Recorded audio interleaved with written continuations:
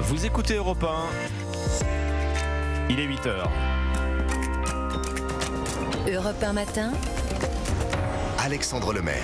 La Nouvelle-Calédonie est française parce qu'elle a choisi de le rester. Discours d'Emmanuel Macron à Nouméa. Le chef de l'État achève son déplacement sur une promesse, celle d'une révision de la constitution de l'île. Nous serons avec l'envoyé spécial d'Europe 1 en Nouvelle-Calédonie au début de ce journal. Le sprint final est lancé à un an tout juste de la cérémonie d'ouverture des Jeux de Paris 2024. Europe 1 a pu assister à la présentation de la torche olympique.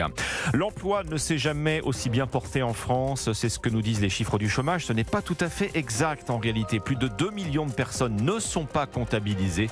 Europe 1 a mené l'enquête. Enfin, pas assez de travailleurs, pas assez de médecins en Moselle. Un petit village a trouvé le sien, mais la commune devra lui payer son loyer. Le journal de 8h. Christophe Lamar. Bonjour Christophe. Bonjour Alexandre, bonjour à tous. Nous prenons tout de suite la direction de Nouméa en Nouvelle-Calédonie où le président Emmanuel Macron achève un déplacement de 3 jours. Son discours était très attendu par une partie des Calédoniens. Il concerne bien sûr le statut de cette île déchirée entre partisans et adversaires de l'indépendance. On vous retrouve en direct, Alexandre Chauveau. Vous êtes l'envoyé spécial d'Europe 1 à Nouméa. Le président a réaffirmé le caractère français de la Nouvelle-Calédonie. Oui, c'était la première partie de son discours qui a duré plus d'une heure, 1h10 exactement, en extérieur sur la place des Cocotiers. Mise en scène soignée 5 ans après sa venue ici même à Nouméa. Depuis, 3 référendums ont eu lieu. Tous ont rejeté l'indépendance, mais les indépendantistes contestent la légitimité du dernier scrutin. Emmanuel Macron a donc tenu à dissiper les doutes sur l'avenir institutionnel de l'île. À l'issue de ces 3 référendums, je ne mésestime pas les aspirations déçues de ceux qui défendaient un tout autre projet. Mais je leur dis à tous, nous devons avoir collectivement la grandeur d'accepter ces résultats et de construire ensemble la suite. La Nouvelle-Calédonie est française parce qu'elle a choisi de rester française. Emmanuel Macron qui s'est aussi longuement attardé sur le passé de la présence française en Nouvelle-Calédonie. Le chemin de pardon est indispensable pour construire un avenir commun, dit le chef de l'État au sujet de la colonisation. Et puis le président a développé sa vision stratégique pour l'Indo-Pacifique. Emmanuel Macron appelle ainsi à ne pas céder aux hégémonies et aux impérialismes en parlant sans la citer de la Chine. Avec de telles puissances, il se réveille aujourd'hui criblé de dettes et sans souveraineté. Voilà, discours suivi d'un nouveau bain de foule pour le chef de l'État qui s'apprête désormais à présider dans quelques minutes par visioconférence le Conseil des ministres. Dans le contexte de la colère des policiers en métropole, il s'envolera ensuite pour le Vanuatu ce soir. Une petite rupture de faisceau en direct. Alexandre Chauveau du service politique d'Europe 1 en direct de Nouméa en Nouvelle-Calédonie. Bah oui, il est de l'autre côté de la Terre quand même. 16 000 km de Paris, Christophe. Il y a des ruptures de son, ça arrive parfois. Dernier compte à rebours. C'est symbolique, mais nous sommes à un an maintenant de l'ouverture des Jeux Olympiques de Paris. La cérémonie qui aura lieu en plein air et sur la scène. Outre le défilé des athlètes, le point d'orgue restera comme toujours le passage de la flamme. On en a eu un aperçu hier avec la présentation en conditions presque réelles de la torche olympique sur une péniche et sur la scène, bien sûr. Les Parisiens qui étaient dans le coin ont eu raison de regarder ce qui se passait sur le pont. Il y avait un invité surprise. Oui, reportage Antoine Bienvaux. Difficile de faire mieux pour présenter cette torche olympique puisque c'est le recordman du monde du 100 mètres, Usain Bolt, 8 fois champion olympique, qui a brandi le fameux flambeau à bord de cette péniche qui a traversé Paris sur la Seine. La star jamaïcaine très enthousiaste de participer à l'événement. J'ai hâte de vivre les Jeux Olympiques l'année prochaine. J'y serai, je serai avec ma famille aussi, pour que mes enfants puissent vivre les JO. Je souhaite aux athlètes le meilleur. Je sais que vous travaillez dur. Merci beaucoup.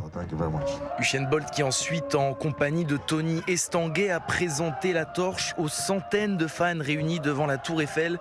Une ambiance folle avec des drapeaux français dans tous les sens et des Allez les Bleus qui ont résonné pendant plus de 30 minutes accompagnés d'une fanfare. Les Jeux ont beau débuter dans un an, la ferveur est déjà bien présente dans la capitale. Un reportage Antoine Bienvaux et une cérémonie d'ouverture qui donne déjà quelques sueur froide en termes d'organisation et de sécurité. Tout n'est pas vraiment prêt de ce point de vue. 7 millions de billets ont quand même déjà été vendus, alors à des tarifs souvent astronomiques. Le logement saisonnier, lui aussi, est rattrapé par cette fièvre. Très forte poussée de fièvre même, entre 320 et plus de 3000 € la nuit. Tarif moyen constaté sur les plateformes de location saisonnière à Paris. Tendance à vérifier sur le long terme, bien sûr. De nombreux Parisiens se disent prêts à quitter la capitale pendant les Jeux pour mettre leur appartement en location et engranger ainsi de juteux bénéfices. 8h05 sur Europe 1, la suite de votre journal. Christophe Lamar, Alexandre Lemaire.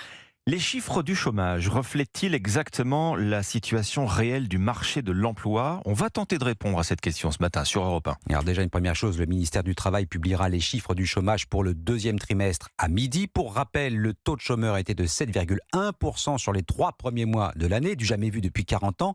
Mais dans la réalité, on s'aperçoit que de nombreux Français en âge de travailler sont littéralement sortis des radars de Pôle emploi, pas comptabilisés par Télémy Philippe. C'est ce que l'on appelle le halo du chômage. Eh bien oui, ce halo regroupe 2 millions d'actifs. Ils souhaitent trouver un emploi. Pour autant, ce ne sont pas des chômeurs au sens du BIT, le Bureau international du travail, car les critères de l'organisation sont très stricts. Yves Jauneau, spécialiste du marché du travail à l'INSEE. Alors ils ne sont pas chômeurs pour plusieurs raisons, soit parce qu'ils ne recherchent pas d'emploi activement, soit parce qu'ils ne sont pas disponibles. Un chômeur au sens du BIT doit pouvoir débuter un emploi dans un délai de 2 semaines, mais aussi avoir cherché du travail durant le mois écoulé.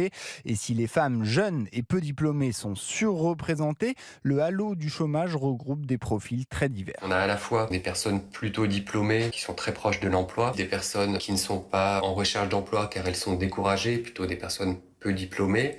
Et puis, les personnes qui ont des enfants ou des personnes à charge, elles n'ont ni le temps ni la disponibilité d'occuper un emploi. Et selon l'INSEE, près de 13% des actifs de 15 à 64 ans étaient soit chômeurs, soit dans le halo au premier trimestre 2023, ce qui représente au total 4,2 millions de personnes. Barthélémy Philippe du service économie d'Europe 1. Une large partie de l'Europe du Sud reste en proie ce matin aux incendies. En Grèce, les pompiers luttent depuis une semaine contre les flammes. 35 000 hectares ravagés selon l'ONG WWF. 3 morts, dont 2 pilotes de Canadair. 5 morts en Italie, où les incendies continuent de ravager la Sicile. Le sud de la France n'est pas épargné, même si les feux sont fixés ce matin dans les Bouches-du-Rhône et les Alpes-Maritimes. En Corse, en revanche, la situation reste sous haute surveillance près de l'île Rousse. 300 hectares sont déjà partis en fumée.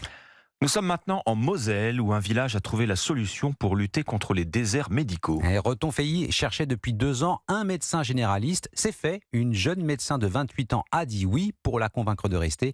Eh bien, le village de 1340 habitants lui a proposé de lui payer le loyer. Reportage de la correspondante d'Europe 1 dans le Grand Est, Tatiana Geselman. Lunettes cerclées sur le nez, Marie Treille accueille de sa voix douce ses nouveaux patients dans son cabinet. 2 mois à peine après son arrivée, la jeune diplômée de 28 ans a déjà un agenda bien rempli. Là, du coup, j'ai pas mal de rendez-vous déjà la semaine prochaine. Il y avait pas mal de demandes et c'est vrai que j'ai pas de trous avec des créneaux qui ne seraient pas pris. Il faut dire que sa venue était très attendue dans le village, dépourvu de médecin depuis plus de 2 ans. Un vrai changement de vie pour Christelle, dont le mari est paralysé. J'avais un médecin à Courcelles-Chaussy, donc ça fait au moins une quinzaine de kilomètres. Je prends de la voiture et en 10 mois, il est venu que 2 fois voir mon mari. Donc je vois la différence avec elle. Un soulagement aussi pour le maire, Christian Petit, qui pensait trouver un remplaçant bien plus rapidement. La Moselle est quand même un département où il y a beaucoup de population, il y a de l'activité. On est aussi la première couronne autour de Metz. Je ne pensais pas que ça serait trop compliqué. Et c'était chemin de croix. Alors pour s'assurer que la médecin va rester, la commune prend en charge le loyer du cabinet et l'achat du matériel médical. C'est vrai que c'était quand même une aide non négligeable parce qu'en tant que jeune médecin, j'aurais pas eu les moyens de m'installer où que ce soit. Moi, je voulais m'installer en campagne, donc c'était l'occasion. D'ici l'année prochaine, elle devrait intégrer les nouveaux locaux que la commune est en train de rénover pour elle et les 2 infirmières du village. Un reportage Tatiana Geselman, correspondante d'Europe 1 dans le Grand Est. Merci Christophe Lamar. 8h08.